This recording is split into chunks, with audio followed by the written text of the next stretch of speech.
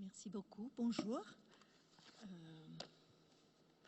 I'm really delighted to be here. Thanks very much to the organizer for giving me the opportunity to share with you some of my reflections. The title of my presentation is Latin American Cities, New Migration Patterns and the Challenge of Social Inclusion. And I would like to focus on the current exodus of Venezuelan people all over South America.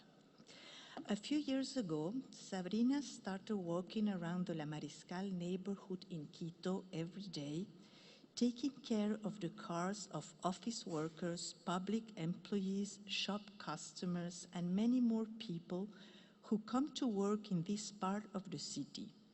She came to Ecuador in 2012 from Port-au-Prince, and while bureaucrats in suits and high heels ran to their workplaces late, Sabrina, together with other Asian women, roamed the streets, imagining future places and homes, perhaps farther south in Brazil or to the north in Miami, where several of their relatives already live.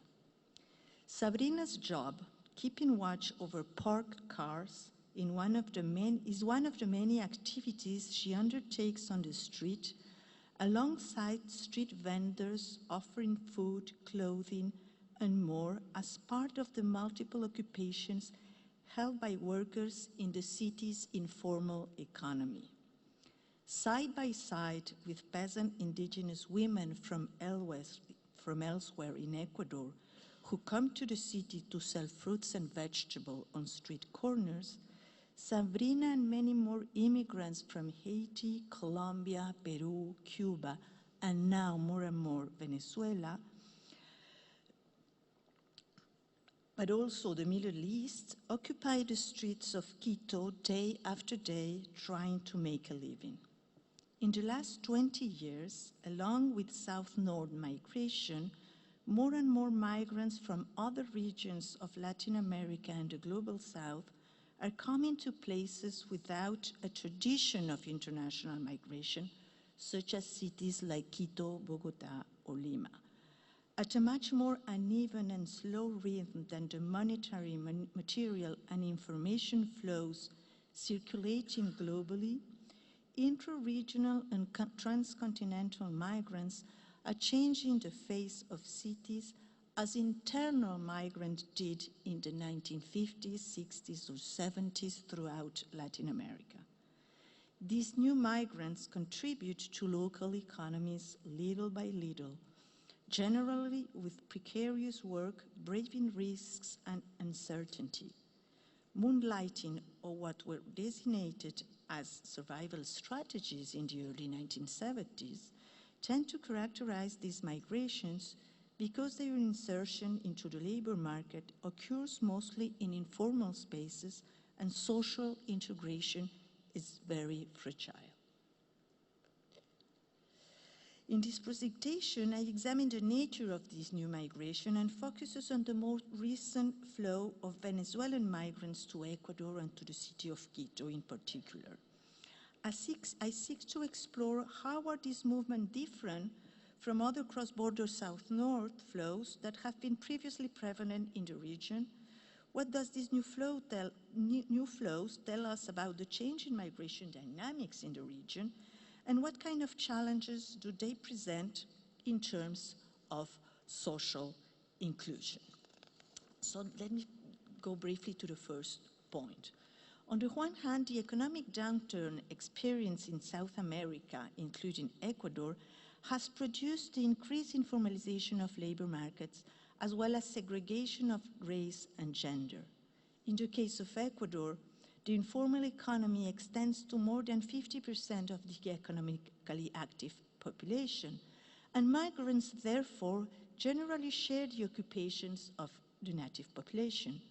Moreover, in cities with little international migration traditions, such as Quito, the lives of these immigrants are intertwined with the experiences of other informal workers in the city, blurring the boundaries between migrant and locals in how they related to the labor market. This raises questions about how migrants are navigating this labor market and about whether or not these conditions influence their decision to seek or not a more permanent settlement. On the other hand, the tightening of immigration policies in northern countries, accentuated both in Europe and the United States, has in a way expanded the border to the south, creating a domino effect on the migration policies of governments such as Mexico or certain states in Central America and even South America, such as Brazil, Argentina, or Chile, which have also tightened their immigration policies, increasing the vulnerability of these migrant populations when they cross these territories. In addition to material conditions, cultural representations may vary. In contrast to south-north migrations, and in south-south migrations, they may construct different representations of receiving societies, and as we shall see in the cases of Venezuelan, there is a very dynamic way of negotiating the relationship with the other from part of migrants. Let me now go to what are some of the national policies in Ecuador in order to integrate what are the main challenges for cities and for local integration. Ecuador has a very grant many rights with his constitution to migration, to migrants. One of the most important one is the free movement of people and progressive extensions of the status of foreigner and the full respect to the rights of immigrants in its territory and the elimination of visa requirements for every nation in June 2008. But such policy did not last long for many reasons that I will not enter right now. And more we are having a restrictive policies of different kinds. This is the context in which migration from Venezuela started coming, particularly in the last 3 years. We know that we are going through a humanitarian migration crisis from this country. Currently, Venezuelans are going all over South America, being Colombia and Peru, the most important countries where Venezuelans are getting, but also Ecuador and Chile are important receiving countries for Venezuelan citizens. The Venezuelans in Ecuador are currently around 240,000 people, which implies many challenges for local policies as well as national policies. There is a quick transformation of the kind of migrants that are coming. At the very beginning, there were more qualified migration professionals, and it's getting more and more diverse. And we have particularly young families and small children. The presence of children and women is particularly important and relevant and vulnerable.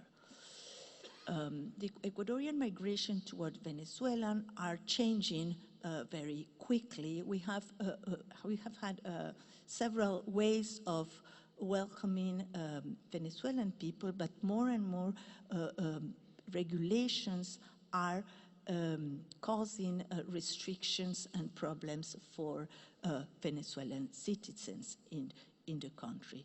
What we have is that social and economic conditions have worsened, particularly from the last year, and the acute economic crisis in Ecuador, together with increasing xenophobia and more problems for them of regularizing their situation, are producing much more vulnerability for this population. In spite of this open migration policy at the national level and discourse, we had a lot of regulations that in fact are producing irregularities, such as high penalties for overstaying and other measures that tend to deter migrants to apply for work permits, for example. Also, we have detected labor exploitation, and that irregularity may produce labor and sexual trafficking as well, and that increased border control may stimulate more human smuggling activities rather than controlling them. And above all, we know that migration for Venezuela will continue. Lastly, what we are currently saying is a more and more mobile population. Venezuela are not settling down in the city. They are moving around cities within Ecuador. They are moving around cities within the South America. So this idea of continuous mobility is one of the most important challenges for social inclusions within cities. And finally, I think that there has been urgent humanitarian responses, but we have to shift to more development and social policies responses in that case. Just to conclude, there is an increasing use of humanitarian tropes in migration control and in the externalization of borders. And the regularization of migrants through tighter visa policies and regulations is an example of these trends, not only in the north, but also in countries of the south. Immigration policies grounded on arguments around migrant selectivity rather than universality are somewhat taking place.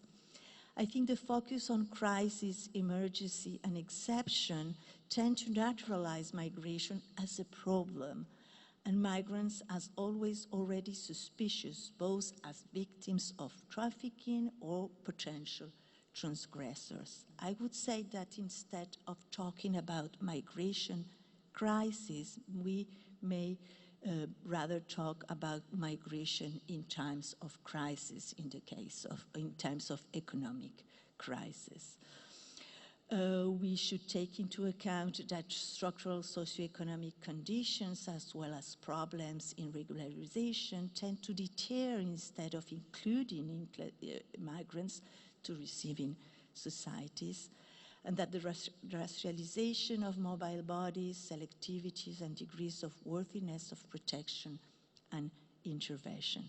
Finally, challenges for social inclusions in times of economic crisis have to be taken into account in order to avoid the progressive increase of xenophobia in our own societies. Thank you.